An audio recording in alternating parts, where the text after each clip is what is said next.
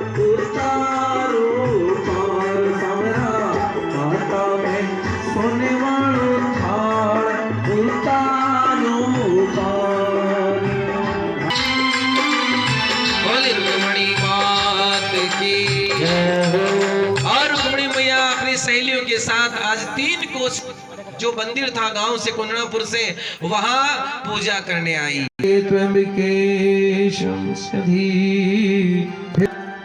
भूयात पतिमेव भगवान कृष्णस्तदनुमोदतम्।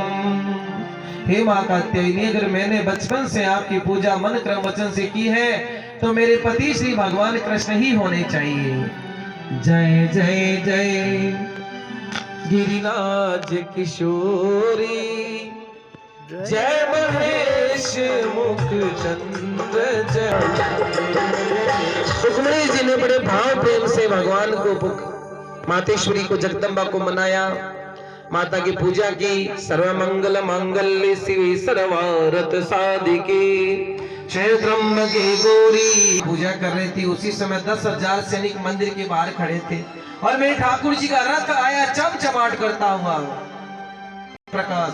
सबकी आंखें बंद हो गई, वही मेरे गोपाल को नहीं देख पाया। और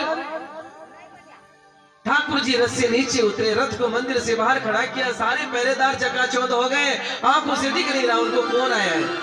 ठाकुर जी आए, आकर के रुक्मिणी मैया का हाथ पकड़ा और हाथ पकड़ के ठाकुर जी रुक्मिणी मैया को रथ में बिठाकर लेकर जाने लगे।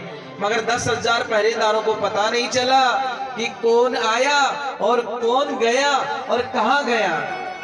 बस जो साथ में थे उन्होंने एक ही बात कही, अरे लेको रे लेको रे लेको रे लेको रे लेको रे, अरे ले गया ले गया ले गया ले गया ले गया। अब लेकर कहां गया ये किसी को मालूम नहीं है। ये मालूम नहीं किसी को कहां लेकर गया। ठाकुर जी ने दर्शन भी नहीं दिए किसी को, किसी ने नहीं पहचाना कि कौन आया था और कौन गया। मगर ठाकुर जी ने ले जाकर रथ को एक वृक्ष के पास में खड़ा कर दिया। रुक्मिणी जी ने कहा रथ को यहीं रोक दीजिए। इतने में रुक्मिणी मैया का बड़ा भाई रुक्मी आ गया। ठाकुर जी से कहने लगा मेरी बहन को कहां लेकर जा रहा है। ठाकुर जी ने कहा मैं लेके नहीं जा रहा हूं, मैं यहीं खड़ा हूं, लेके जाऊंगा भी नहीं, तो लेकर जाऊंगा। रुक्मिणी ने कहा तू जिंदा रहेगा तो लेकर जाएगा ना। और रुक्मिणी ने तलवार लेकर भगवान की तरफ तान दी मारने के लिए। ठाकुर जी ने चक्र सुदर्शन निकाल लिया, क्योंकि बाकी तो हथियार कुछ लाए नहीं थे। चक्र सुदर्शन निकाला, रुक्मिणी मैया ने पांव पकड़ लिए ठाकुर जी के। ये क्या कर रहे हो नाथ, वैसे तो मेरा बड़ा भाई है, और दूसरी बात आपकी और मेरी बात क्या हुई थी कि खून खराबा नहीं होना, आप मेरे भाई को मारोगे नहीं। भगवान ने कहा चलो ठीक है। सुदर्शन को वापस स्वीकार किया, भगवान ने अंतर ध्यान किया और रुक्मी को ऐसे ही हरा दिया ठाकुर जी ने। रुक्मी ने प्रण किया था कि मैं मेरे घर नहीं जाऊंगा मेरी बहन को लिए बगैर।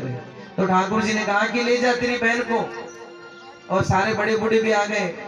कहा अभी तो शादी में 1 महीना है, तब तक इन दोनों का नाम टेबा मिलाओ।